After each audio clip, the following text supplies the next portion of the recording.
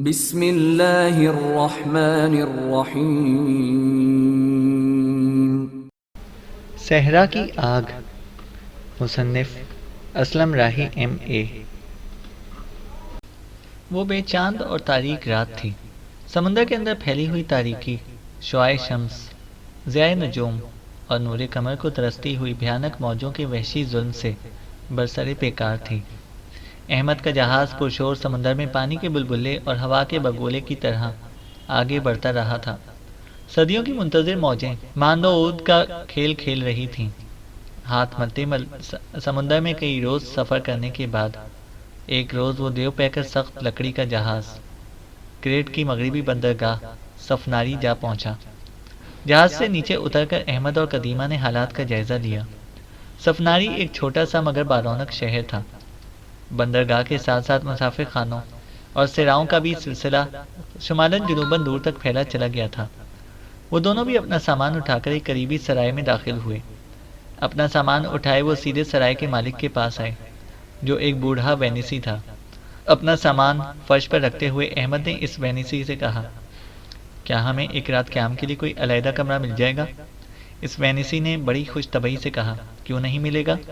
یہ سمندری لہروں کی طرح آنے والے مسافر ہی تو ہماری روزی، ہمارے رزق کا سبب بنتے ہیں۔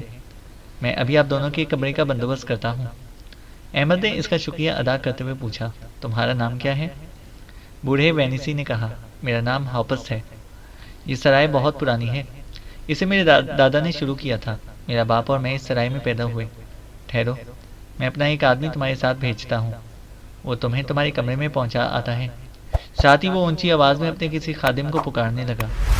احمد نے نقدی کی تھیلی نکالی، اس میں سے چند سکے نکالے اور انہیں ہاپس کے سامنے رکھ کر لکڑی کی بھدی سی میز پر پھیلاتے ہوئے پوچھا، کیا دوں؟ ہاپس نے خود ہی 2 سکے اٹھا لیے اور مسکرا کر کہا، بس میرے لیے یہ کافی ہیں۔ اتنی دیر تک اس کا ایک خادم بھاگتا ہوا آ گیا۔ بوڑھے وینیسی نے اس سے کہا، انہیں نچلے حصے کی شرقی کمروں میں جو خالی ہیں ان میں سے کسی ایک میں پہنچا دو۔ وہ خادم احمد کو اور قدیمہ کو لے کر چلا گیا۔ احمد اور قدیمہ نے اپنا سامان وہاں رکھا اور کمرے کو قفل لگانے کے بعد واپس باہر آئے۔ ہاپس اکیلا بیٹھا ہوا تھا۔ احمد قدیمہ کے ساتھ پھر اس کے پاس آیا اور استفساراً اس نے پوچھا، اپنا سفر جاری رکھنے کے لیے ہمیں گھوڑوں کی ضرورت ہے، کیا یہاں نزدیک کوئی ایسی جگہ ہے جہاں سے ہم گھوڑے خرید سکیں؟ ہاپس نے سر ہلاتے ہوئے خوش آمدید لہجے میں کہا، ضرور ہے، میری سرائے کی پشت پر ایک کھلا میدان ہے جہاں جانوروں کی منڈی لگتی ہے اور لوگ خرید و فروخت کرتے ہیں۔ تم دونوں وہاں جاؤ اور اپنی پسند کے گھوڑے خرید لو۔ احمد نے پھر کلیدنے کسی انداز میں ہاپس سے پوچھا، اگر ہم نے کریٹ کے شمالی شہر حلیم کی طرف جانا ہو تو ہمیں کون سا راستہ اختیار کرنا چاہیے؟ اس بوڑھے وینیسی نے کہا، حلیم جانے کے 2 ذرائع ہیں۔ اول یہاں سے جہاز میں بیٹھو، وہ یہاں سے شمال کی طرف کیسٹیلی کی بندرگاہ سے ہوتا ہوا مشرق کی طرف مڑ کر تمہیں حلیم پہنچا دے گا۔ احمد نے بیزاری سے کہا، ہم بحری سفر سے تنگ آ چکے ہیں، ہم خشکی کے راستے سفر کرنا چاہتے ہیں۔ ہاپس نے پھر کہا، خشکی کے راستے یہاں سے مشرق کی طرف روانہ ہو جاؤ، اس کے لیے تمہیں راستے تلاش کرنے کی کوئی تگ و دو نہ کرنی پڑے گی۔ سفناری شہر سے باہر ایک شاہراہ سیدھی مشرق کی طرف جاتی ہے، بس اس پر ہو لو۔ لگ بھگ 25 میل آگے جا کر راستے میں پڑنے والی چھوٹی چھوٹی بستیوں کی نسبت ایک بڑی بستی آئے گی۔ اس بستی سے باہر شمال کی طرف ایک چوراہا ہے۔ اس چوراہے سے ایک سڑک سیدھی جنوبی جانب پالخورا کی بندرگاہ کی طرف جاتی ہے اور ایک سیدھی مشرق کی طرف جھیل لیوکا اور اس کے ساحلی شہروں کی طرف جاتی ہے۔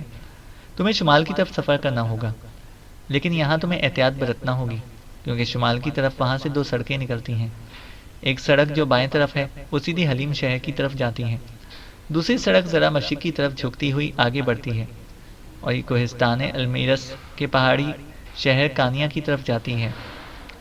جو سڑک سیدھی شمال کی طرف جاتی ہے تم اس پر چڑھ جانا، لیکن یہاں سے اپنی مکمل تیاری کر کے جانا، اس لیے کہ حلیم شہر بھی کوہستان المیرس میں واقع ہے۔ وہاں سخت سردی پڑتی ہے، موسم سرما کا آغاز ہو چکا ہے اور اب وہاں برفانی موسم شروع ہو جائے گا۔ ذرا رک کر بوڑھے ہاپس نے پھر پوچھا، تم وہاں کیا کرنے جاؤ گے؟ تم مجھے چہرے سے ایک سپاہی لگتے ہو، تمہارا جلا ہوا چہرہ اس بات کا غماز ہے کہ تم یا تو کچھ عرصہ کے لیے غلام رہے ہو یا اپنے دشمنوں کی قید میں تھے، جنہوں نے تمہارا چہرہ داغ کر بھیانک بنا دیا ہے۔ ایسے ہی جلے ہوئے چہرے کا میں نے ایک بحری قزاق بھی دیکھا تھا، جس کا چہرہ دیکھ کر لوگ خوفزدہ ہو جایا کرتے تھے۔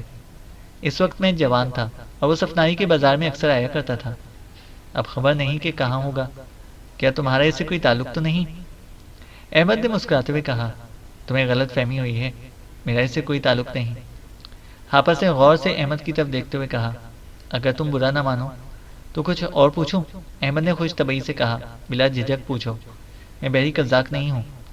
حافظ نے مدھم سی آواز میں کہا، تم کہاں سے آئے ہو اور کس غرض سے حلیم شہر جاؤ گے؟ سنو، حلیم ایک کوہستانی اور مہنگا شہر ہے، وہاں تو اکثر تمول لوگ گھومنے کی غرض سے جاتے ہیں، یا زندہ دل امیر زادے وہاں اپنی شادیاں رچانے جاتے ہیں۔ تم وہاں کیا کرو گے؟ احمد نے سنجیدگی سے کہا، میرا تعلق افریقہ سے ہے اور میں بربر ہوں۔ میں اپنے ایک دشمن کی تلاش میں حلیم جا رہا ہوں، کوہ المیرس کے اندر میں اسے اپنا انتقام لوں گا۔ حافظ نے خوفزدہ سے لہجے میں کہا، مجھے پہلے ہی اندیشہ تھا تم جیسا خطرناک انسان کسی ایسی ہی مہم پر ہوگا۔ میں تمہاری کامیابی کی دعا کرتا ہوں۔ اس بار قدیمہ نے حافظ کو مخاطب کرتے ہوئے پوچھا، چند ہفتے پہلے تمہاری سرائے میں کسی ایسے شخص نے قیام تو نہیں کیا جس کا قد خوب نکلتا ہو، جسم کڑا اور سڈول، بائیں گال پر زخم کا ایک لکیر نما ترچھا نشان، کان ٹوٹے ہوئے ہوں، کسی بد تہذیب فوجی سوار کی طرح باتیں کرتا ہو اور اپنا نام تبرک بتاتا ہو؟ وہ بوڑھا وینیسی چند لمحے ثانیوں تک گہری سوچوں میں کھویا رہا، پھر سے مایوسی میں کہا، مجھے افسوس ہے، اس حلیہ اور اس نام کے کسی شخص نے میری سرائے میں قیام نہیں کیا۔ احمد اور قدیمہ وہاں سے ہٹ گئے، پھر وہ گھوڑے خریدنے کے لیے اس میدان کی طرف جا رہے تھے جو حافظ کی سرائے کے عقب میں تھا۔ ایک رات اس بوڑھے وینیسی کی سرائے میں بسر کرنے کے بعد احمد اور قدیمہ سفناری کی بندرگاہ سے روانہ ہو گئے۔ ان دونوں کی منزل اب کوہستان المیرس کے اندر حلیم شہر تھا۔ سفناری سے وہ حافظ کے بتائے ہوئے راستے پر مشرق کی طرف روانہ ہوئے۔ لگاتار سفر کرتے ہوئے وہ اس چوراہے پر پہنچ گئے جس کی نشاندہی انہیں حافظ نے کی تھی۔ انہوں نے دیکھا کہ چوراہے کے قریب ہی ایک بستی تھی اور وہاں سے سڑک سیدھی جنوب میں کریٹ کی جنوبی بندرگاہ بالخورا کی طرف جا رہی تھی، جبکہ ایک سڑک مشرق کی جانب جھیل لیوکا اور اس کے نواحی شہروں کی طرف چلی گئی تھی۔ شمال کی طرف جدھر انہیں سفر کرنا تھا، دو سڑکیں جا رہی تھیں، ان میں ایک ذرا مشرق کی طرف رخ کرتی ہوئی کانیا کی طرف چلی گئی تھی، چوتھی شاہراہ جو سیدھی شمال میں حلیم شہر کی طرف جاتی تھی۔ ان دونوں نے اپنے گھوڑوں کو اس شاہراہ پر چڑھایا اور مہمیز لگا کر انہیں سر پر دوڑا دیا۔ ایک روز جبکہ رات پر زوال کا وقت تھا، کہکشاں اجڑ گئی تھی اور ستارے راکھ ہوتے جا رہے تھے۔ احمد اور قدیمہ حلیم شہر سے 10 میل دور اس دریا کے کنارے جا پہنچے تھے جو کوہستان المیرس سے نکل کر جنوب مشرق کی طرف بل کھاتا ہوا جھیل لیوکا میں جا گرتا تھا۔ دریا کے کنارے احمد نے اپنے گھوڑے کو روکتے ہوئے کہا، قدیمہ، سورج طلوع ہونے والا ہے، میں فجر کی نماز ادا کر لوں؟ تم یہاں تھوڑی دیر تک بیٹھ کر سستا لو۔ دونوں اپنے گھوڑے سے اتر گئے۔ احمد نے پہلے دونوں گھوڑوں کی اگلی ٹانگیں باندھی اور ان کے دہانے اتار کر انہیں چرنے کے لیے کھلا چھوڑ دیا۔ اس کے بعد احمد نے دریا کے کنارے بیٹھ کر وضو کیا اور پھر وہیں پتھریلی زمین پر قبلہ رو ہو کر وہ فجر کی نماز پڑھ رہا تھا۔ قدیمہ دریا کے کنارے کنارے گھاس پھوس اور خشک لکڑیاں جمع کر کے ایک جگہ ڈھیر کرنے لگا۔ نماز کے بعد احمد دعا مانگ کر جب فارغ ہوا تو اس نے دیکھا کہ قدیمہ نے دریا کے کنارے پتھریلی زمین پر آگ کا چھوٹا سا ایک الاؤ روشن کر دیا تھا اور اپنے گھوڑے کی خرجین سے پنیر اور مکئی کی میٹھی روغنی روٹیاں نکال کر آگ کے قریب کپڑا بچھا کر اس پر رکھ دی تھی۔ احمد جب قریب آیا تو قدیمہ نے کہا، احمد آؤ بیٹے، کھانا کھا لیں، مجھے تو بھوک لگ گئی ہے، رات بھر سفر کرنے سے اور وہ بھی سخت سردی میں سارا بدن چور ہو گیا ہے۔ احمد بھی قدیمہ کے سامنے بیٹھ گیا۔ دونوں آگ کے سامنے اپنے آپ کو گرم کرنے کے علاوہ کھانا بھی کھانے لگے تھے۔ سورج اب مشرق سے طلوع ہو رہا تھا اور کوہستانوں کی چوٹیاں روشن ہونا شروع ہو گئی تھیں۔ کائنات کا ذرہ ذرہ جاگ اٹھا تھا۔ دور کہیں مرغوں کی اذانیں بھی سنائی دے رہی تھیں، شاید دور نزدیک کوئی بستی ہو۔ شمال میں کوہستان المیرس کی برف سے ڈھکی بلند چوٹیاں چمکنے لگی تھیں۔ ہوا کا رخ چونکہ شمال سے جنوب کی طرف تھا، اس لیے سردی میں خوب اضافہ ہو گیا تھا۔ کھانے کے بعد احمد اور قدیمہ آگ کے پاس بیٹھ کر سستاتے رہے۔ جب قدیمہ کی جمع کی ہوئی خشک گھاس اور لکڑیاں ختم ہو گئیں اور آگ بجھ گئی تو وہ دونوں کھڑے ہو گئے اور گھوڑوں کو دوبارہ دہانے چڑھا کر وہ سوار ہو گئے۔ دریا کا چوبی پل عبور کرنے کے بعد انہوں نے اپنے گھوڑوں کو ایڑ لگا کر سر پر دوڑا دیا۔ دھوپ اب چاروں طرف پھیل کر تیز ہوتی جا رہی تھی اور اس کے ساتھ ساتھ سردی کی شدت میں کمی ہونے لگی تھی۔ دوپہر سے تھوڑی دیر قبل احمد اور قدیمہ حلیم شہر میں داخل ہو رہے تھے۔ شہر قدرے کم بلند اور پستہ قد پہاڑیوں سے گھرا ہوا تھا۔ جبکہ مغرب اور مشرق میں کوہستان المیرز کا بلند سلسلہ جو برف سے ڈھکا ہوا تھا دور سمندر تک چلا گیا تھا۔ جنوب کی طرف سے وہ دونوں حلیم شہر میں داخل ہو رہے تھے اور اپنے گھوڑوں کو دل کی چال چلاتے ہوئے آگے بڑھتے رہے۔ شہر کے وسط میں وہ ایک بڑے چوک کے پاس رک گئے۔ یہ وہی چوک تھا جس کی نشاندہی تبرک کے بھائی نے کی تھی۔ اس کے ایک طرف کلیسا تھا جس کے بلند و بالا سنہری کلش بلندی اور دھوپ میں چمک رہے تھے، اور دوسری طرف کمانگروں کا پرانا اور قدیم بازار تھا۔ دونوں چوک کے دائیں طرف آئے اور لوگوں سے پوچھتے ہوئے وہ ایک دکان کے سامنے آ کر کھڑے ہو گئے۔ اندر ایک بوڑھا دھونکنی سے آگ کی بھٹی کو ہوا دے کر لوہے کے ٹکڑے گرم کر رہا تھا، جبکہ اس کے پیچھے 4 کاریگر کمانے اور تیر بنانے میں مصروف تھے۔ اپنے گھوڑوں سے اتر کر احمد اور قدیمہ باہر کھڑے ہو کر تھوڑی دیر تک کام میں مصروف اس بوڑھے کو دیکھتے رہے۔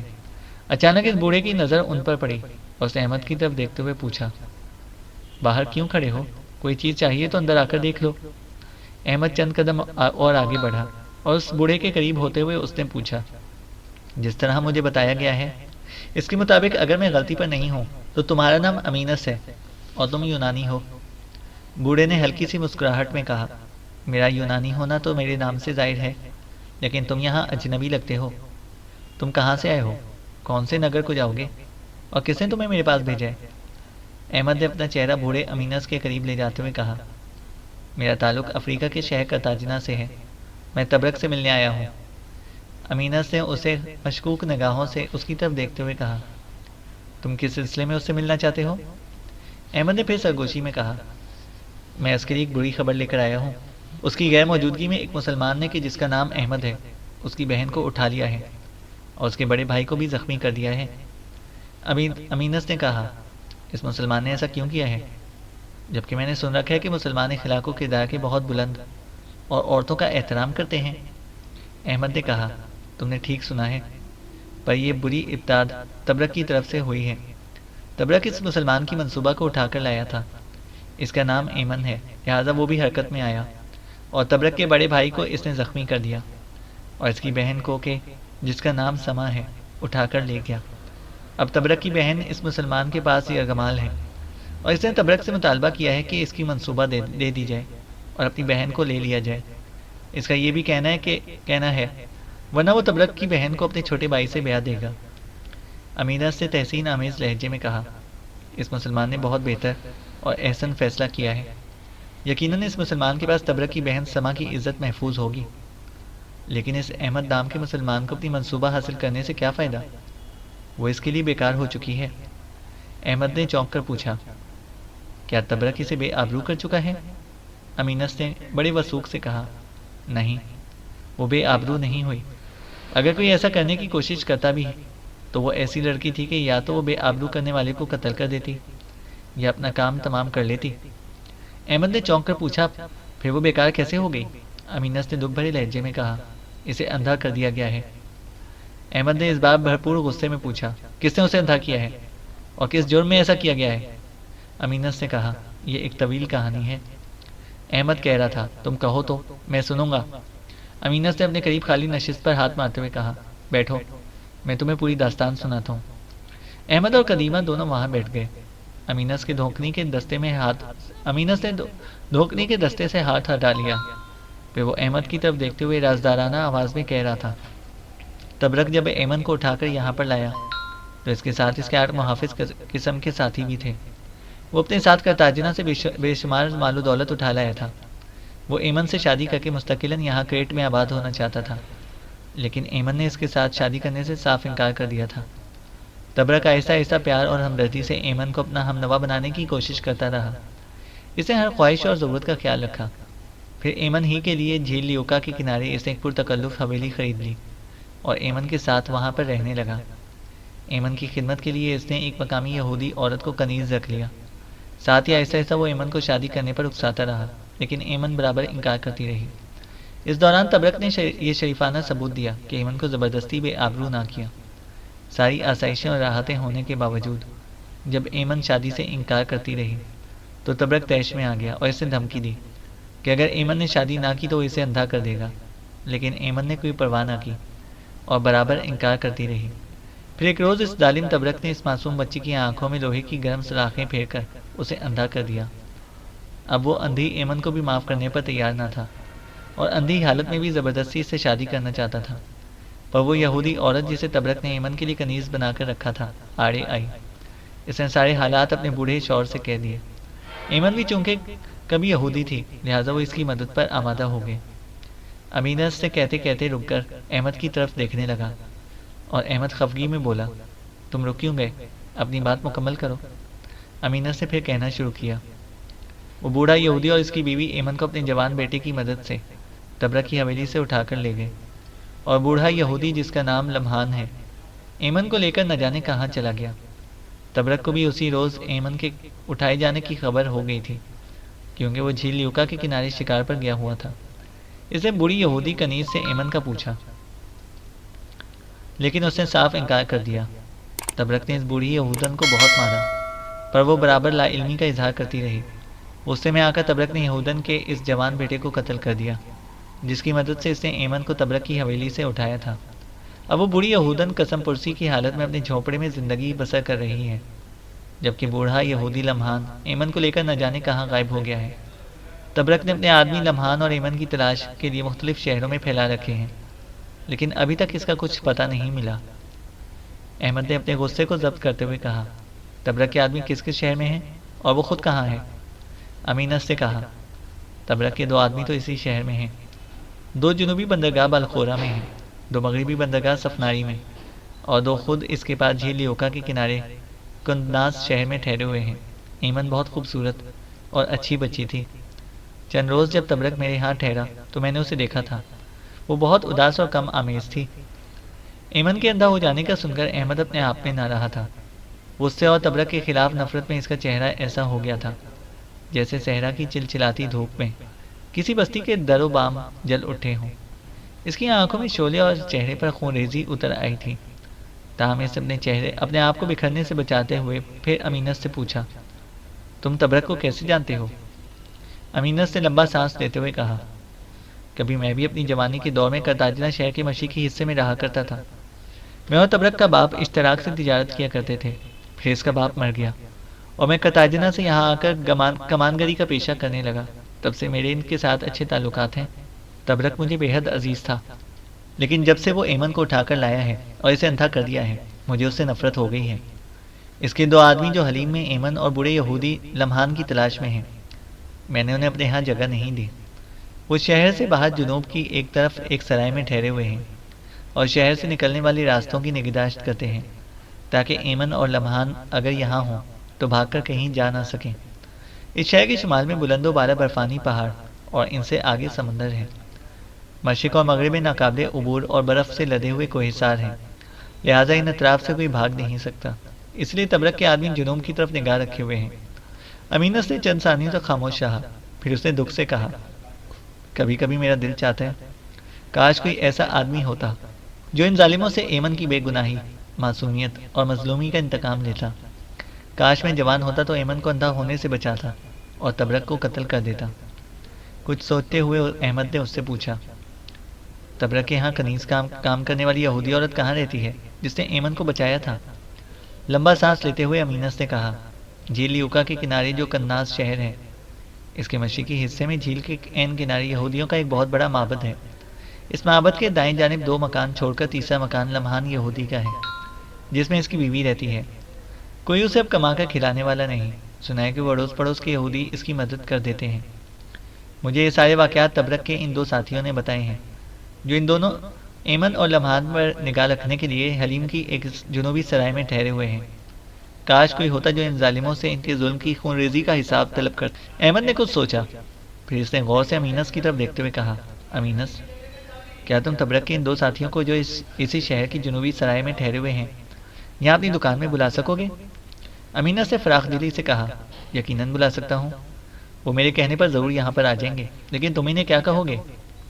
احمد نے بات کو مختصر کرتے ہوئے کہا، میں ان سے کیا کہوں گا، یہ ان کے آنے پر تم خود ہی جان جاؤ گے، بس تم مہربانی کر کے انہیں یہاں بلا دو۔ امینت نے کمانے بنانے میں مصروف ایک کاریگر کو اشارے سے اپنے پاس بلایا اور اسے کہا، جاؤ شہر کی جنوبی سرائے میں چلے جاؤ، وہاں تبرک کے جو 2 ساتھی ٹھہرے ہوئے ہیں ان سے کہو کہ کرتاجنہ سے 2 آدمی ان کے لیے کوئی پیغام لے کر آئے ہیں۔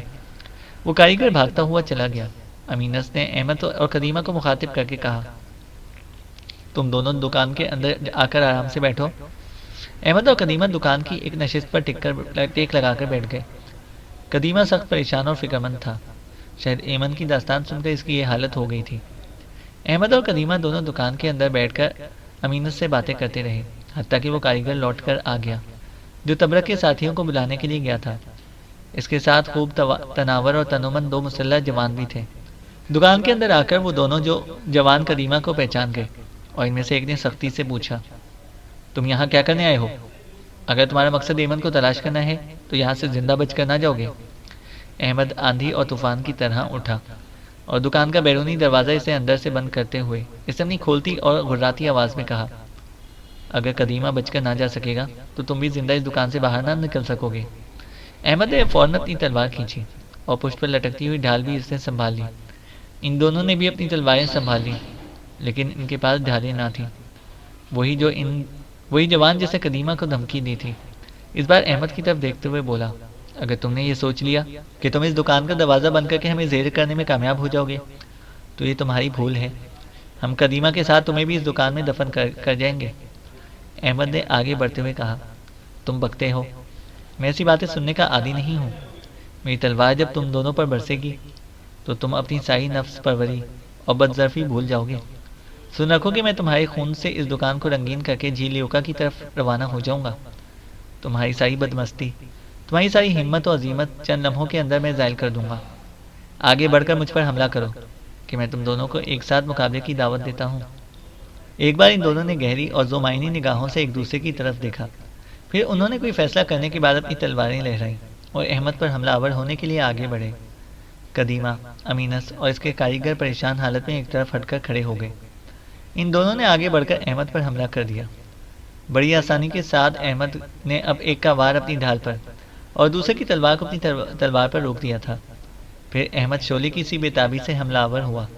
اس کی تلوار باری باری ان دونوں پر ایسی تیزی اور مہارت سے برسنے لگی تھی گویا انجمن کن فیکون میں سیف لا الہا ابھر ڈوب گئی ہو۔ دونوں کو دھکیلتا ہوا احمد دور تک لے گیا تھا۔ احمد ایسی تسلیم رضا اور ایسی عیسیٰ نفسی سے جھپٹ رہا تھا کہ وہ ہوا کے جھونکی کی طرح ان پر حاوی ہو گیا تھا۔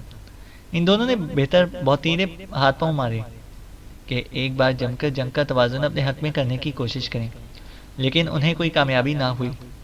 احمد پہلے اپنی ڈھال پر ان کے وار روکتا رہا اور تلوار سے ان پر جوابی حملے کرتا رہا، لیکن اب اس نے اپنے حملوں میں اس قدر تیزی پیدا کر لی تھی کہ وہ دونوں حملہ کرنے کے قابل ہی نہ رہے تھے، اور اپنے آپ کو صرف اپنے دفاع تک محدود رکھ کر وہ احمد کے آگے الٹے پاؤں بھاگنے لگے تھے۔ احمد کے حملوں کے سامنے وہ اپنے آپ کو اپنی زندگی کے بدترین حلقہ گروب اور دل کے ذلیل ترین فریب اور تالے بد کا سامنا کر رہے تھے۔ احمد کے حملوں کا سد باب اب ان کی پہنچ سے باہر تھا اور وہ اپنی مرضی سے انہیں اپنے سامنے جس طرح چاہتا بھگا لے جا رہا تھا۔ اچانک احمد کی تلوار ان میں سے ایک کی پسلیوں پر گری اور ران تک اسے چیرتی ہوئی چلی گئی۔ امینس کی بند دکان کے اندر ایک المناک چیخ بلند ہو کر ڈوب گئی۔ اپنے ساتھی کے زخمی ہو کر گرنے اور پھر دم توڑ جانے کے بعد دوسرے کی حالت ایسی ہو گئی تھی جیسے ڈار سے بچھڑی ہوئی گونج۔ وہ سوچ رہا تھا کہ ایسے خطرناک اور زہریلے دشمن کا مقابلہ کرنے کی بجائے کاش یہ زمین پھٹ گئی ہوتی اور میں اس میں سما جاتا، یا سور ہی پھونک دیا گیا ہوتا کہ حشر ہی برپا ہو جاتا، لیکن کچھ بھی نہ ہوا۔ اور چند ثانیوں کے خطرناک حملوں کے بعد احمد نے عجیب سے رات سے مشابہ اور نعرے کنا ہونے کے انداز میں چلا کر کہا، جہالت کے پتلے، سنبھلو، تمہارے زوال کا وقت آ گیا اور میں تمہیں کاٹنے لگا ہوں۔ اس کے ساتھ ہی احمد کی تلوار اس کے شانے پر گری اور پسلیوں کو چیرتی ہوئی نکل گئی۔ کمرے میں ایک بار پھر وحشت خیز چیخ بلند ہوئی اور پھر کاٹ کھانے والی خاموشی طاری ہو گئی۔ مرنے والے کے کپڑوں سے اپنی تلوار اچھی طرح صاف کرنے کے بعد احمد نے تلوار میان میں ڈالی۔ قدیمہ، امینس اور کمانگر جوان سب حیرت و استعجاب سے اس کی طرف دیکھ رہے تھے۔ امینس سے پریشان سی آواز میں پوچھا، تم کون ہو اور ان دونوں کو قتل کرنے سے تمہارا کیا مقصد حل ہوگا؟ احمد نے دبے دبے لہجے میں کہا، میں تمہاری دعاؤں کا ثمر اور تمہاری خواہش کا انجام ہوں۔ امینس نے سر ہلاتے ہوئے کہا، میں کچھ سمجھا نہیں، کھل کر کہو۔ احمد نے امینس سے قریب ہوتے ہوئے کہا، کیا تھوڑی دیر قبل میرے سامنے تم نے یہ دعا نہ مانگی تھی کہ کاش کوئی ایسا ہوتا جو ان ظالموں سے ایمن کی بے گناہی، معصومیت اور مظلومی کا انتقام لیتا؟ اور پھر تم نے اس خواہش کا بھی اظہار کیا تھا کہ کاش میں جوان ہوتا تو ایمن کو اندھا ہونے سے بچاتا اور تبرک کو قتل کر دیتا۔ میں نے تبرک کے 2 ساتھیوں کو ٹھکانے لگا دیا ہے، اس کے بعد اس کی اپنی اور اس کے دیگر ساتھیوں کی باری ہے۔ کیسا میں آپ کی دعاؤں کو باثر اور آپ کی خواہشات کو تکمیل نہیں کر رہا؟ امینہ نے خوشی اور اطمینان کا اظہار کرتے ہوئے کہا، اگر تم تبرک اور اس کے ساتھیوں سے ایمن کی مظلومیت کا انتقام لے لو تو یہ ان کے لیے بہترین حساب اور عمدہ احتساب ہوگا، اور اس نیک کام کا تمہیں اجر ضرور ملے گا۔ احمد نے پھر امینس کی طرف دیکھتے ہوئے پوچھا، اگر میں اپنے ساتھی کے ساتھ ابھی اور اسی وقت یہاں سے روانہ ہونا چاہوں تو کیا تم ان دونوں لاشوں کو ٹھکانے لگا دو گے؟ امینس نے بڑی فراخ دلی سے کہا، تم کوئی اندیشہ نہ کرو، اطمینان سے اپنی منزل کی طرف روانہ ہو جاؤ، میں ان دونوں کی لاشیں دبا دوں گا۔ احمد دکان کا دروازہ کھول کر کریمہ کے ساتھ باہر آ گیا۔ دونوں اپنے گھوڑوں پر سوار ہوئے اور حلیم شہر سے نکل کر جنوب مشرقی رخ پر وہ اپنے گھوڑوں کو سر پر دوڑانے لگے تھے۔ ان کی منزل جھیل لیوکا کے کنارے کناس شہر تھا، جہاں تبرک اپنے 2 ساتھیوں کے ساتھ ٹھہرا ہوا تھا۔ آسمان پر گہرے بادل چھائے ہوئے تھے اور آہستہ آہستہ گھل کر نیچے جھکتے جا رہے تھے۔ فضاؤں میں تاریکی چھانے لگی تھی اور برف باری کا بھی امکان تھا۔ اس کے باوجود احمد کریمہ کے ساتھ طوفانی انداز میں لیوکا کی طرف روانہ ہو گیا تھا۔ اسی رات تیز اور طوفانی برف باری شروع ہو گئی۔ راستے میں کسی سرائے میں ٹھہر کر قیام کرنے کی بجائے وہ 2 ایک بار رک کر سستا لیے اور دوبارہ اپنی منزل کی طرف روانہ ہو گئے۔ دوسرے روز شام سے تھوڑی دیر پہلے وہ جھیل لیوکا کے کنارے کناس شہر میں داخل ہوئے۔ برف باری اس وقت بھی جاری تھی۔ جھیل کے کنارے احمد یہودیوں کے معبد کے پاس آ کر رک گیا۔ پھر دائیں ہاتھ 2 مکان چھوڑ کر اس نے تیسرے مکان پر دستک دی۔ قدیمہ اس سے قریب ہی دونوں گھوڑوں کی باگیں پکڑے کھڑا تھا۔ تھوڑی دیر بعد اس نے بوڑھی عورت نے دروازہ کھولا۔ احمد نے بڑی ہمدردی میں کہا، اگر میں غلطی پر نہیں تو کیا آپ لمحان کی بیوی ہیں؟ اس عورت نے دکھ بھرے لہجے میں کہا، تم نے سچ کہا، میں ہی لمحان کی بیوی ہوں۔ تم کون ہو؟ کہاں سے آئے ہو؟ کیا تم لمحان کے پاس سے آئے ہو یا تم مجھ سے کوئی کام ہے؟ احمد نے کہا، میں افریقہ کے شہر کارتاجنہ سے آیا ہوں۔ میں ایمن کے متعلق کچھ جاننا چاہتا ہوں، وہ اس وقت کہاں ہے؟ میں اس کے متعلق سخت فکر مند ہوں۔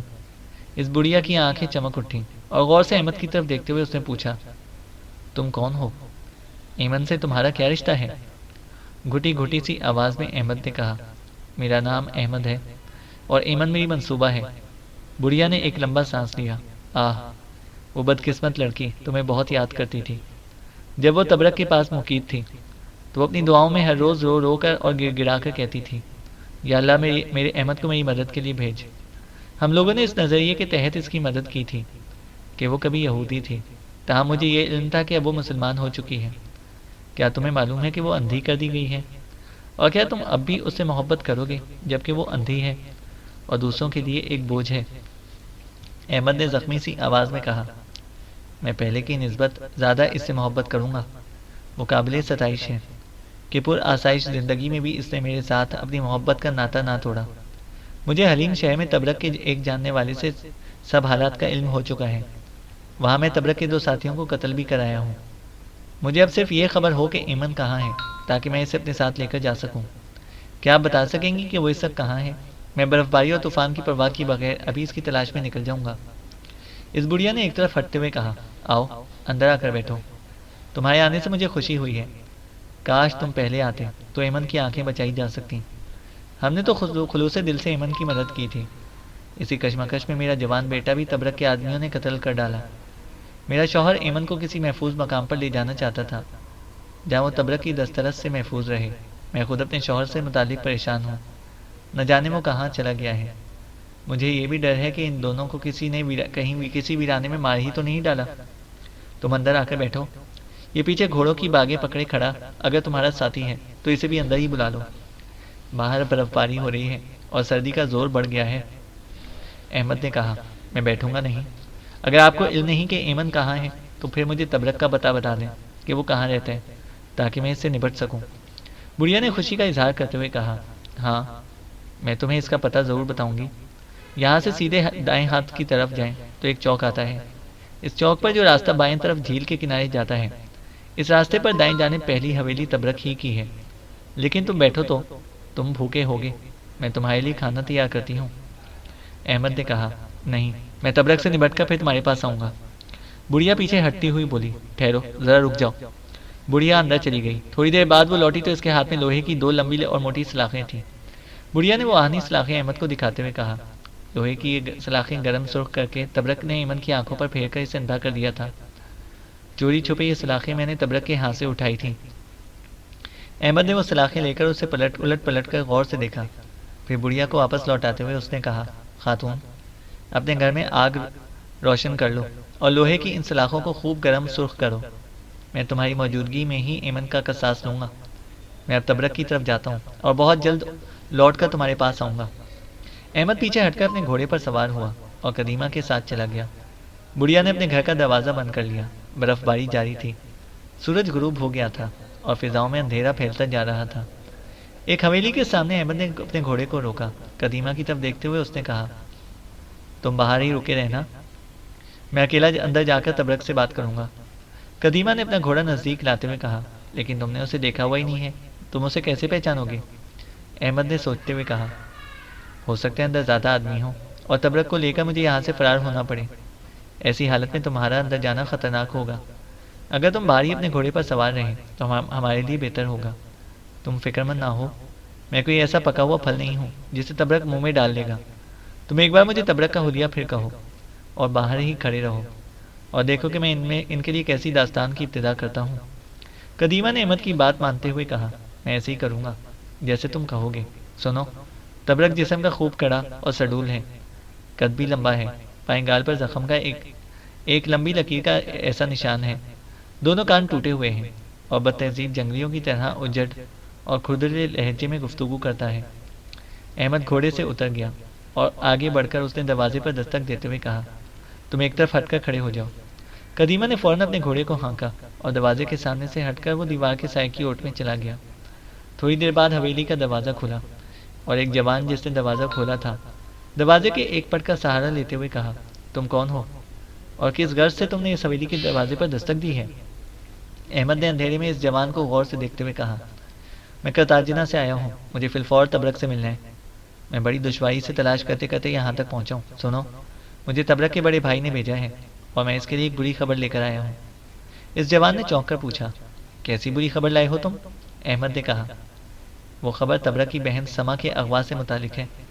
ایمن نام کی وہ لڑکی جسے تبرک کرتاجنہ سے لے کر یہاں پر آیا تھا، اس کے منصوب نے تبرک کی بہن سما کو اٹھا دیا ہے۔ کیا تم مجھے تبرک کے پاس نہ لے کر چلو گے کہ میں اسے اس کے بھائی کا پیغام دوں اور کھل کر اس سے بات کروں؟ اس جوان نے پیچھے ہٹتے ہوئے کہا، اندر آ جاؤ، گو کہ تم ہمارے لیے ایک بری اور نہایت کڑی خبر لے کر آئے ہو، پھر بھی تم قابل احترام ہو۔ احمد نے اپنے گھوڑے کی بات پکڑے اندر داخل ہو گیا۔ برف باری ابھی تک جاری تھی اور رات کے تاریک سرد سناٹے میں زمین پر پڑی برف دور دور تک چمک رہی تھی۔ اس جوان نے پہلے احمد سے اس کا گھوڑا لے کر استبل میں باندھا، پھر اس سے نزدیک آ کر اس نے کہا، میرے ساتھ آؤ۔ احمد نے سر پر رکھے آہنی خود کو درست کیا، کندھے پر لٹکتی کمان اور پشت پر لٹکتی ڈھال کا جائزہ لیتا ہوا وہ اس جوان کے پیچھے ہو لیا۔ دونوں آگے پیچھے ایک کمرے میں داخل ہوئے۔ اندر 2 جوان بیٹھے میخوری کے علاوہ باتوں میں مصروف تھے۔ ان میں سے ایک جوان کے بائیں گال پر لکیر نما زخم کا نشان تھا اور اس کے کان ٹوٹے ہوئے تھے۔ احمد نے اسے مخاطب کر کے کہا، اگر میں غلطی پر نہیں تو تم ہی تبرک ہو۔ سنو، میں تمہارے لیے ایک بری اور منحوس خبر لے کر آیا ہوں۔ ایمن کے منصوب نے، جس کا نام احمد ہے اور جو مسلمان ہے، تمہاری بہن کو تمہارے گھر سے اٹھا لیا ہے۔ وہ طوفان کی طرح تمہارے گھر میں آیا، تمہارے بڑے بھائی کو بری طرح اس نے زخمی کر دیا اور تمہاری عزیز بہن سما کو اٹھا کر وہ اپنے ساتھ لے کر چلا گیا۔ جاتے ہوئے وہ تمہارے بھائی سے کہہ گیا تھا کہ جب ایمن لوٹاؤ گے سما کو لے کر چلے جانا۔ تبرک غیظ و غضب کی حالت میں کھڑا ہو گیا اور احمد کی طرف دیکھتے ہوئے کہنے لگا، کیا بکتے ہو، وہ اتنی بڑی جرت نہیں کر سکتا۔ اگر اس نے ایسا کر ہی لیا ہے تو میں اسے اس کی کڑی اور بھیانک سزا دوں گا۔ احمد نے پھر کہا، جو کچھ میں نے کہنا چاہتا ہوں پہلے وہ سن لو۔ یہ سلسلہ یہیں تک ختم نہیں ہوا۔ مجھے چونکہ خبر نہ تھی کہ تم یہاں ٹھہرے ہوئے ہو، لہٰذا مجھے تمہارے بھائی نے کہا تھا کہ تبرک کے متعلق حلیم شہر کے یونانی کمانگر امینس سے پوچھ کر لینا۔ یہاں آ کر امینس نے مجھے اس سے بھی ایک بری خبر سنا دی ہے۔ تبرک نے پریشان حالت میں پوچھا، امینس نے تم سے کیا کہا تھا؟ احمد نے تبرک سے نزدیک ہوتے ہوئے کہا، وہ کہہ رہا تھا کہ وہ مسلمان جو ایمن کا منصوب ہے، کرتاجنہ شہر کے ایک زرگر قدیمہ کو ساتھ لے کر کریٹ پہنچ چکا ہے تمہارے وہ دو ساتھی جو حلیم شہر میں ایمن اور لمحان یہودی پر نگاہ رکھنے کے لیے شہر کی جنوبی سرائے میں ٹھہرے ہوئے تھے، ان دونوں کو اس نے قتل کر دیا ہے، اور آج ہی اس نے حلیم شہر سے یہاں پہنچ کر اس بوڑھی یہودن کے ہاں قیام کرنا تھا جس کا شوہر ایمن کو لے کر روپوش ہو گیا ہے۔ امینہ سے اسے ایمن کے اندھا ہونے اور روپوش ہو جانے کے سارے واقعات کی خبر ہو گئی ہے۔ اب وہ یہاں کناس شہر میں تم سے انتقام لے گا۔ کیا ایسا ممکن نہیں کہ اس سے قبل کہ وہ ہمیں نقصان پہنچائے ہم پہلے اس کے خلاف حرکت میں آ کر اس کا کام تمام کر دیں؟ ہم ابھی اور اسی وقت اس بوڑھی یہودن کے گھر پر دھاوا بول دیں اور وہیں اسے ختم کر کے اس کے ٹکڑے جھیل لیوکا میں پھینک دیں۔ غصے اور انتقام کے جذبے میں تبرک کا رنگ تانبا ہو گیا۔ وہ اٹھ کر کھڑا ہوا اور اپنی تلوار کے دستے کو اس نے مضبوطی سے تھامتے ہوئے کہا، اگر ایمن کا منصوب یہاں پہنچ گیا ہے تو بچ کر نہ جا سکے گا۔ ایمن کا غصہ میں اسی پر اتاروں گا۔ اس کے علاوہ ایمن کی باتوں سے میں نے یہ بھی اندازہ لگا لیا تھا کہ ایک بار جب میں نے کرتاجنا شہر کے اندر ایمن کو اس کے گھر میں محصور کر کے اس پر اپنے 4 ساتھیوں کا پہرا لگا دیا تھا تو یہی احمد دام کا مسلمان میرے 4 ساتھیوں کو قتل کر کے ایمن کو کرتاجنا سے اس کی ماں سمیت لے کر بھاگا تھا۔ آج اس سے میں اپنے مرنے والے ان ساتھیوں کا انتقام بھی لوں گا۔ احمد نے پھر تبرک کو مخاطب کرتے ہوئے کہا، اے جوان، جوش سے زیادہ ہوش میں رہو۔ احمد دام کا وہ مسلمان جس سے تم انتقام لینے کی ٹھان چکے ہو طوفانی انداز میں جنگ کرنے کا عادی ہے۔ پہلے تم مجھے یہ بتاؤ، اس حویلی میں تمہارے پاس کتنے آدمی ہیں جنہیں ہم احمد سے نمٹنے کے لیے اپنے ساتھ لے کر جا سکتے ہیں؟ یاد رکھو، یہ مہم بڑی ترکیب اور ترتیب سے طے ہوگی۔ تبرک نے اپنے دونوں ساتھیوں کا اشارہ کرتے ہوئے کہا، حویلی میں میرے ساتھ یہی دونوں ہیں اور ان پر میں ہر طرح سے بھروسہ کر سکتا ہوں کیونکہ یہ دونوں میرے ذاتی محافظ بھی ہیں۔ احمد آنکھ کے جھپکے کی طرح حرکت میں آیا، اپنی تلوار اس نے کھینچی اور بائیں طرف ہٹ کر اس نے تبرک کے دونوں ساتھیوں پر حملہ کر کے ان دونوں کی گردنیں کاٹ دی۔ تبرک نے غصے کی حالت میں احمد کی طرف دیکھتے ہوئے کہا، یہ تم نے کیا کر دیا؟ قتل ہونے والے میرے دونوں عزیز ترین ساتھی تھے، تم جو کچھ بھی ہوئی تمہاری حیثیت بھول جاؤں گا اور تم سے بھیانک انتقام لوں گا اب میں۔ احمد چند قدم آگے بڑھا اور اپنی خون آلود تلوار اس نے ہوا میں لہراتے ہوئے کہا، ذلیل کتے، اپنے آپ میں رہ کر گفتگو کر، میری طرف دیکھ اور مجھے پہچان کہ میں ہی ایمن کا منصوب احمد بن حشم ہوں۔ دیکھ کہ میں کیسے تیری موت بن کر کریٹ میں داخل ہو چکا ہوں۔ تبرک نے فوراً اپنی تلوار سونت کر احمد پر حملہ کر دیا۔ احمد نے اس کا وار اپنی ڈھال پر لیا اور جارحیت پر اترتے ہوئے اس نے تبرک پر طوفانی حملے شروع کر دیے۔ احمد کے حملوں میں ایک سحر آفریں قوت اور ماورائے ادراک کا جذبہ تھا۔ تبرک جو اپنے آپ کو بے بدل تیزن اور لاسانی شجاع سمجھتا تھا، احمد کے حملوں کی تیزی اور درستگی کے سامنے اپنی روح کو مزمحل، اپنے جذبوں کو پگھلتے اور اپنے اعضاء و جوارے کو ٹوٹتے ہوئے محسوس کر رہا تھا۔ کمرے کے اندر جہاں تبرک کے ساتھیوں کی لاشیں پڑی تھیں، فرش کو سرخ کر رہی تھیں، وہاں اب تبرک احمد کے مہلک اور جان لیوا حملوں کے سامنے الٹے پاؤں بھاگ رہا تھا۔ تبرک چاہتا تھا کہ کسی جگہ وہ پاؤں جما کر کھڑا ہونے کے قابل ہو جائے اور دفاع سے نکل کر جارحیت میں داخل ہو، لیکن مغلول غضب احمد کے سامنے وہ اپنے آپ کو خاص و بے عمل محسوس کر رہا تھا۔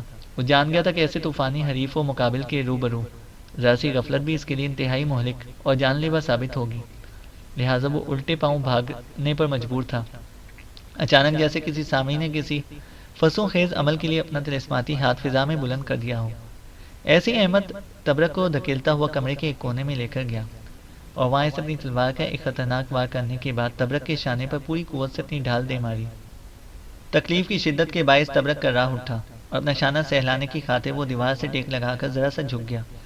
احمد نے فوراً ڈھال پھینک دی اور ایک ہاتھ سے تبرک کی گردن کو گرفت میں لے کر اس نے تبرک کی تلوار چھین لی اور اس کے مرنے والے دونوں ساتھیوں کی طرف پھینکتے ہوئے اس نے گراتے ہوئے کہا، تو تم تبرک ہو؟ تبرک نے کوئی جواب نہ دیا، اس کا سانس پھولا ہوا تھا اور وہ خوفزدہ نگاہوں سے احمد کو دیکھے جا رہا تھا جس کے ہاتھ میں خون آلود تلوار تھی اور آنکھوں میں قہر آلود جھکڑ چل رہے تھے۔ احمد تبرک کی حالت دیکھ کر ذرا سا مسکرایا اور پھر وہ اپنی تلوار نیام میں ڈالتے ہوئے کچھ کہنے ہی والا تھا کہ تبرک نے اس پر چھلانگ لگا دی اور پھر لگاتار 1 2 3 مکے مار کے اس نے احمد کے پیٹ، چھاتی اور پسلیوں پر دے مارے۔ احمد ذرا سا لڑکھڑا کر پیچھے ہٹ گیا۔ تبرک دوبارہ آگے بڑھ کر جب احمد پر مکے برسانے لگا تو احمد سنبھلا اور فوراً جھک کر نیچے ہو گیا۔ تبرک کا وہ ہاتھ جو اس نے مکہ مارنے کو آگے بڑھایا تھا احمد نے پکڑ لیا، پھر وہ سیدھا ہوا اور طوفانی انداز میں ایسے ہی 3 مکے تبرک کے دے مارے جیسے تبرک نے اسے مارے تھے۔ درد و تکلیف کی شدت سے کراہتا ہوا تبرک گھٹنوں کے بل فرش پر بیٹھ گیا اور دونوں ہاتھوں سے اس نے اپنے پیٹ کو پکڑ لیا۔ احمد نے ایک اور آہنی مکہ تبرک کے دائیں کندھے پر مارا اور تبرک فرش پر اوندھے منہ گر گیا۔ احمد نے جلدی جلدی بستر کی چادر سے تبرک کے دونوں ہاتھ اس کی پشت پر باندھ دیے، پھر اس نے اپنی ڈھال اٹھا کر پشت پر باندھ لی اور کمرے کے دروازے پر آ کے اس نے زور سے پکارتے ہوئے کہا، قدیمہ قدیمہ اندر آ جاؤ۔ قدیمہ اپنے گھوڑے کو اندر لایا۔ گھوڑے کو اس نے چھت دار راہداری میں کھڑا کر دیا اور تقریباً بھاگتا ہوا وہ احمد کے پاس آیا اور ہانپتے ہوئے پوچھا، کیا تبرک یہاں نہیں ہے؟ احمد نے اس کا ہاتھ پکڑتے ہوئے کہا، تم میرے ساتھ تو آؤ۔ قدیمہ کو احمد اپنے ساتھ کمرے میں لایا اور فرش پر بیٹھتے ہوئے تبرک کی طرف اشارہ کرتے ہوئے اس سے پوچھا، کیا یہی تبرک ہے؟ قدیمہ نے خوشی کا اظہار کرتے ہوئے کہا، قسم یعقوب و موسیٰ کی، یہی تبرک ہے، لیکن یہ تو اپنے آپ کو جنگلی سانڈ کی طرح سرکش اور کسی قلعے کی طرح ناقابل تسخیر جانتا تھا۔ اب یہ کسی یتیمانہ اور بے بسی کی حالت میں فرش پر پڑا ہے، اور یہ دونوں مرنے والے بھی اس کے ساتھی ہیں، میں ان کو بھی جانتا ہوں۔ تبرک نے ایک بار پھر گردن اٹھا کر قدیمہ کی طرف دیکھا اور پھر شرمساری میں اس نے اپنی گردن دوبارہ جھکا لی۔ احمد آگے بڑھا اور تبرک کی ران پر اپنے دائیں پاؤں کی ایک سخت ٹھوکر مارتے ہوئے اس نے کہا، اٹھو چلیں۔ تبرک کھڑا ہو گیا اور خوفزدہ انداز میں احمد کی طرف دیکھتے ہوئے اس نے پوچھا، تم مجھے کہاں لے کر جاؤ گے؟ احمد نے غضبناک لہجے میں پوچھا، جب ایمن کو تم نے کرتاجنا سے یہاں لانے کے لیے اٹھایا تھا تو اس نے بھی تم سے پوچھا ہوگا کہ تم مجھے کہاں لے کر جاؤ گے، پھر تم نے اسے کیا جواب دیا تھا؟ تبرک نے اپنی گردن جھکاتے ہوئے کہا، میں نے اسے کہا تھا میں تمہیں کریٹ لے جا کر تم سے شادی کروں گا، لیکن اس نے انکار کر دیا اور میں نے غصے کی حالت میں اسے آنکھوں سے محروم کر دیا۔ حقیقتاً میں ایسا نہ کرنا چاہتا تھا، بعد میں مجھے بہت دکھ ہوا، میں اسے پسند کرتا تھا اور اسے شادی کرنا چاہتا تھا۔ کاش وہ مان گئی ہوتی، اسے انکار نہ کیا ہوتا تو وہ اندھی نہ ہوتی اور میں تمہارے سامنے ہوں بے بس و مجبور نہ کھڑا ہوتا۔ احمد نے بے پناہ غصے میں کہا، تم بھی فکر مند نہ ہو، میں تمہیں لمحان کی بیوی کے پاس لے کر جاؤں گا اور وہاں تجھے میں تیرے تاریک گناہوں کی سزا دوں گا۔ احمد نے پھر تبرک کو پاؤں کی ٹھوکر ماری۔ چلو میرے ساتھ۔ تبرک چپ چاپ احمد کے آگے آگے چل دیا۔ احمد کے کہنے پر قدیمہ اپنے گھوڑے پر سوار ہو گیا۔ تبرک کو لے کر احمد استبل میں آیا۔ پہلے تبرک کو اپنے گھوڑے پر بٹھایا، پھر وہ خود بھی اس کے پیچھے بیٹھ گیا اور قدیمہ کے ساتھ وہ رات کی تاریکی اور برف باری میں اس حویلی سے باہر نکل گیا تھا۔ تیز برف باری میں احمد نے اپنا گھوڑا لمحان کے مکان سے باہر روکا۔ اپنے گھوڑے سے وہ اترا، تبرک کو بھی اس نے نیچے اتار لیا، پھر آگے بڑھ کر اس نے دروازے پر دستک دی۔ اتنی دیر تک قدیمہ بھی اپنے گھوڑے سے اتر کر کھڑا ہو گیا تھا۔ چند ہی ثانیوں بعد اس بوڑھی اور خاتون نے دروازہ کھولا جس کا نام رملہ تھا اور جو لمحان کی بیوی تھی۔ احمد کو دیکھتے ہی اس نے خوشی کا اظہار کرتے ہوئے کہا، تم آ گئے بیٹے، میں تمہارا ہی انتظار کر رہی تھی۔ میں نے تمہارے ساتھی کے لیے کھانا بھی تیار کر رکھا ہے، تم اندر آؤ نا، باہر کیوں کھڑے ہو؟ ایمن بہت اچھی بچی تھی، اس کی نسبت سے تم بھی اب ہمارے لیے عزیز ہو، اندر آ جاؤ کہ باہر ابھی بھی برف باری جاری ہے، اپنے دونوں گھوڑوں کو بھی اندر لے آؤ، میں نے ان کے چارے اور دانے کا بھی انتظام کر رکھا ہے۔ اچانک رملہ کی نگاہ گردن جھکائے اور پشت پر ہاتھ بندھے ہوئے تبرک پر پڑی اور اس نے زہر آلود لہجے میں کہا، یہ تو تبرک ہے، اس کے ہاتھ بھی اس کی پشت پر بندھے ہوئے ہیں، کیا تم اس مردود پر قابو پانے میں کامیاب ہو گئے ہو؟ اسے بھی اندر لے آؤ، آتش دان میں آگ روشن ہے اور لوہے کی وہ سلاخیں جنہیں آگ میں سرخ کر کے اس بد تالے و کم ذات نے ایمن کی آنکھوں میں پھیر کر اسے اندھا اور بے بس کر دیا تھا، وہی سلاخیں، ہاں قسم مجھے موسیٰ و ہارون کے رب کی، وہی سلاخیں میں نے تمہارے کہنے پر آتش دان میں رکھی ہوئی ہیں اور وہ خوب سرخ ہو رہی ہیں، اسے اندر لے آؤ کہ اس سے قصاص لیا جائے اور یہ اپنے مکافات عمل کو پہنچ کر ایسے بدبخت انسان کی تصویر کشی کرے جس کی زندگی میں کوئی نغمہ اور کوئی منظر نہ ہو۔ اس جذبات کے عاری اور کڑے بے اصول انسان کو اندر لاؤ کہ اسے اس کی سزا شروع ہو۔ احمد تبرک کو لے کر مکان میں داخل ہوا، دونوں گھوڑوں کی لگامیں پکڑے قدیمہ بھی ان کے ساتھ ساتھ تھا۔ بڑھیا احمد اور تبرک کو اس کمرے میں لے کر آئی جس میں آتش دان روشن تھا اور کمرہ خوب گرم ہو رہا تھا۔ احمد نے دیکھا کہ لوہے کی وہ سلاخیں بھی جو آتش دان میں رکھی ہوئی تھیں جنہیں ایمن کی آنکھوں میں پھیر دیا گیا تھا اور وہ خوب سرخ ہو رہی تھیں۔ گھاس پھوس کے بنے ہوئے چھپر تلے گھوڑے کو باندھ کر قدیمہ بھی وہاں پر آ کر رک گئی۔ قدیمہ بھی وہاں پر آ گیا تھا۔ رملہ بھی جو احمد اور قدیمہ کے گھوڑے کو چارہ دانہ ڈالنے گئی تھی لوٹ آئی۔ احمد کے قریب آ کے اس نے غصے کے عالم میں تبرک کی طرف دیکھتے ہوئے احمد سے کہا، لوہے کی یہ سلاخیں اب خوب سرخ ہو رہی ہیں، انہیں اٹھاؤ اور اس کی آنکھوں میں پھیر دو تاکہ اسے احساس ہو کہ انسانیت کیا شے ہے۔ تبرک نے احمد کی طرف دیکھتے ہوئے منت کرنے کے سے انداز میں کہا، میری آنکھوں میں سلاخیں پھیر کر مجھے اندھا نہ کرنا، یہ ظلم ہے، یہ زیادتی ہے، مجھے میری آنکھوں سے محروم نہ کرنا، میری تاریک زندگی بغیر آنکھوں کے کیوں کر بسر کر سکوں گا؟ احمد نے خراشوں کی جلن جیسے لہجے میں کہا، جب تم نے ایمن کی آنکھوں میں سلاخیں پھیری تھیں تو ایمن نے بھی ایسے انداز میں تمہاری منت و سماجت کی ہوگی. پھر بتاؤ کہ کیا تو نے اس کی پکار کو سنا؟ کیا تو نے اس کی سماجت پر کان دھرے؟ اگر ایسا نہیں ہے تو پھر اپنے اس نقصان پر فکر مند کیوں ہوتے ہو؟ ازل سے لے کر اب تک تم جیسے ابلیس نما انسان پیدا ہوتے رہے ہیں اور ہوتے رہیں گے، اور قدرت ان کی بدعمالیوں کی سزا انہیں دیتی رہے گی. تم ایک جذبات سے عاری انسان ہو، اور تم نے ایسے گناہ اور ایسی زیادتیاں کی ہیں جن کا کوئی علاج اور کوئی مداوع نہیں ہے. اے حقیر مخلوق، تیری روح کو میں ضرور تپش و بو اور دل کو اشک و ادبار سے روشناس کرا دوں گا. احمد نے تبرک سے قریب ہوتے ہوئے کہا، سنو، تم نے ایمن کو آنکھوں سے محروم کیا ہوا، ابھی میں بھی تجھے تیری بصارت سے محروم کر دوں گا. پھر میں تمہیں اپنے ساتھ افریقہ لے کر جاؤں گا. وہاں اگر ایمن مجھے مل گئی اور اس نے اس امر کی تصدیق کر دی کہ وہ تمہارے ہاتھوں بے آبرو نہیں ہوئی، تو میں تجھے اس کے حوالے کر دوں گا. وہ تجھے جو چاہے سزا دے، اور اگر وہ تمہارے ہاتھوں بے آبرو ہو چکی ہوئی تو قسم مجھے اس کی ذات کی جس نے 6 یوم میں آسمان و زمین کو تخلیق کیا، میں قصاب بن کر تجھے بکرے کی طرح ذبح کر دوں گا. احمد پیچھے ہٹا اور آتش دان سے اس نے لوہے کی سرخ سلاخیں اٹھا لی. تبرک خوف و دہشت سے تھر تھر کانپنے لگا تھا. احمد آگے بڑھا. تبرک کا سر اس نے اپنے دونوں گھٹنوں میں دبا کر اس نے لوہے کی سلاخیں اس کی آنکھوں میں پھیر کر اسے اندھا کر دیا. چند ثانیوں تک تبرک ذبح ہونے والے بکرے کی طرح ممیاتا رہا. پھر ایک سے سکتی ہوئی دلدوز چیخ مار کر وہ بے ہوش ہو گیا. بوڑھی رملہ کے چہرے پر گہرا سکون تھا. شاید وہ ایمن کے قصاص لیے جانے پر مطمئن تھی. جلدی جلدی سے کھانا نکال کر آتش دان کے پاس لگا دیا اور احمد کریمہ کے ساتھ وہاں بیٹھ کر خاموشی سے کھانا کھانے لگا. اس دوران بوڑھی رملہ نے ان کے لیے بستر لگا دیے تھے. کھانے کے بعد احمد نے تبرک کے ہاتھ کھول دیے اور اسے اٹھا کر ایک بستر میں ڈال دیا. خود بھی آتش دان کے قریب وہ کریمہ کے ساتھ لیٹ کر گہری نیند سو گیا تھا. رات کے پچھلے حصے میں اچانک احمد کی نیند سے بیدار ہو کر بیٹھ گیا. آتش دان کے قریب دوسری طرف لحاف میں دبکی ہوئی رملہ بھی اٹھ کر بیٹھ گئی اور احمد کو مخاطب کرتے ہوئے اس نے بڑی شفقت سے پوچھا، کیا بات ہے بیٹے، تم جاگ کیوں گئے؟ احمد نے آنکھیں ملتے ہوئے کہا، میں تبرک کو لے کر اب یہاں سے روانہ ہو جاؤں گا. رملہ نے اپنے آپ کو لحاف میں اچھی طرح لپیٹتے ہوئے کہا، رات کے اس وقت اور شدید سردی میں تم کوچ کرو گے؟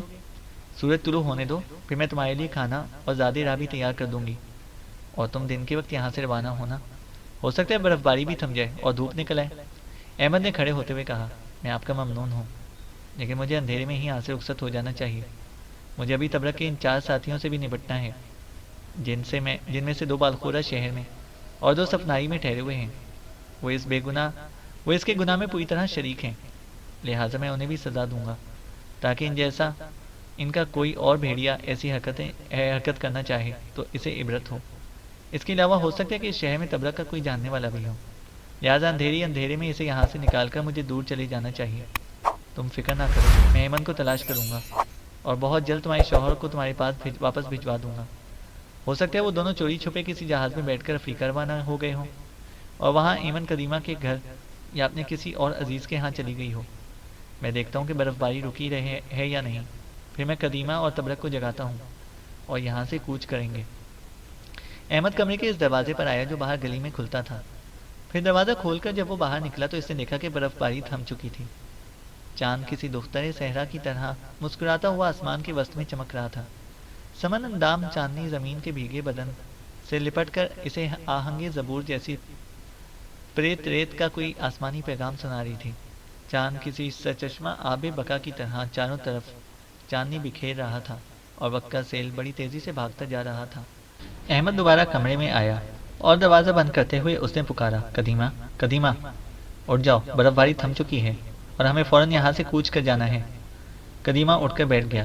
بوڑھی رملہ بھی اٹھی اور اسے آتش دان کی مدھم ہوتی ہوئی آگ میں اور لکڑیاں ڈال کر اسے خوب بھڑکا دیا. احمد نے کمرے کے دوسرے دروازے سے باہر نکلتے ہوئے کہا، قدیمہ، میں دونوں گھوڑوں پر زینے ڈالتا ہوں، اتنی دیر تک تم تبرک کو اٹھا کر باہر لاؤ. احمد تیز قدم اٹھاتا ہوا باہر نکل گیا. بوڑھے قدیمہ نے بھی جلدی جلدی لحاف ایک طرف اتار کر پھینکا اور تبرک کو جگانے کے لیے اس کی طرف بڑھا تھا. قدیمہ نے آگے بڑھ کر تبرک کا شانہ پکڑ کر ہلاتے ہوئے کہا، اٹھ جاؤ، کوچ کا وقت ہو گیا، ہم یہاں سے رخصت ہو رہے ہیں. شاید اس کی آنکھوں کی تکلیف میں کمی ہو گئی تھی اور وہ قدرے سکون میں تھا. اپنے ہاتھ ہوا میں ادھر ادھر مارتے ہوئے اس نے پوچھا، کیا تم قدیمہ ہو؟ قدیمہ نے کہا، ہاں میں قدیمہ ہوں. اٹھو، ہم کوچ کر رہے ہیں. تبرک نے درد بھری آواز میں کہا. تمہارا ساتھی کہاں ہے جس کا نام احمد ہے؟ قدیمہ نے کہا. وہ باہر گھوڑوں پر زینے ڈال رہے. تبرک نے زخمی لہجے میں کہا. تمہارے اس ساتھی نے میرے ساتھ بہت ظلم کیا ہے، اسے مجھے آنکھوں سے محروم کر کے ایک مجبور و بے بس انسان بنا دیا۔ قدیمہ نے غصے میں کہا، ایمن کو اندھا کرتے وقت تم نے کیوں نہ سوچا کہ وہ بیچاری بھی لاچار اور مجبور ہو جائے گی؟ تبرک دکھتے الفاظ میں کہہ رہا تھا، میں اپنے آپ کو ایک بے بدل تیغزن اور بے تمثیل شجاع سمجھتا تھا، لیکن اس احمد نے مجھے زیر کر کے میری برہمی کے سارے رنگ اور میرے گھمنڈ کے سارے ریگ سراب بکھیر کر منتشر کر دیے ہیں۔ کاش کوئی اسے بھی ایسے ہی زیر کر کے مارے جس طرح اس نے مجھے مارا ہے۔ میری آنکھیں ہو تو میں اس کی یہ بے بسی اور لاچاری دیکھوں اور کہے لگاؤں۔ قدیمہ نے تبرک کا ہاتھ پکڑتے ہوئے کہا، ان برے خیالوں اور ادھورے خوابوں کو چھوڑو، اٹھو چلیں۔ باہر احمد دونوں گھوڑوں پر زینے ڈال کر ہمارا انتظار کر رہے۔ اپنی حالت پر افسوس نہ کرو، اسے اپنی تقدیر کا نوشتہ اور اپنے اعمال کا خمیازہ سمجھ کر قبول کرو۔ تبرک اٹھ کر کھڑا ہوا۔ قدیمہ اسے باہر لایا، رملہ بھی اس کے پیچھے پیچھے تھی۔ تینوں گھاس پھوس کے اس چھپر میں آئے جس میں گھوڑے بندھے ہوئے تھے۔ وہاں احمد گھوڑوں پر زینے ڈالے قدیمہ اور تبرک ہی کا انتظار کر رہا تھا۔ احمد آگے بڑھا اور تبرک کو اٹھا کر اسے اپنے گھوڑے پر بٹھایا اور اسے ایک گرم اونی کمبل اوڑھا دیا۔ تبرک نے ایک ہاتھ سے زین کا ہنہ پکڑ لیا اور دوسرے ہاتھ سے اسے اس کمبل کے کنارے پکڑ لیے تھے جو احمد نے اس پر ڈال دیا تھا۔ پھر اسے غمگین آواز میں کہا، اب جب کہ میں بے ضرر اور بے عمل ہو چکا ہوں تو مجھے کہاں لے جاؤ گے؟ احمد نے اپنے گھوڑے کی باگ تھامتے ہوئے کہا، ابھی تو مجھے تمہارے ان ساتھیوں سے بھی نمٹنا ہے جو لمحان اور ایمن کی تلاش میں صفنائی اور بالخورہ میں ٹھہرے ہوئے ہیں۔ یاد رکھو کہ اگر تم نے مجھے ان کی غلط نشاندہی کی تو میں تمہیں الٹا لٹکا کر تمہاری چمڑی بھی اتار دوں گا۔ پھر احمد نے اپنے گھوڑے کی خرجین سے نقدی کی ایک تھیلی نکال کر بوڑھی رملہ کو تھماتے ہوئے کہا، یہ اپنے پاس رکھ لو، اس میں سنہری سکے ہیں اور تم اپنی زندگی کے بقیہ دن ان سکوں سے بڑی خوشحالی اور سکون سے گزر سکو گی۔ رملہ نے تھیلی لے لی۔ احمد اور قدیمہ اپنے گھوڑوں پر سوار ہو گئے اور وہاں سے کوچ کر گئے۔ چینل کو سبسکرائب کریں اور بیل آئیکن کو پریس کریں تاکہ ہماری ہر اپڈیٹ آپ کو بر وقت مل سکے۔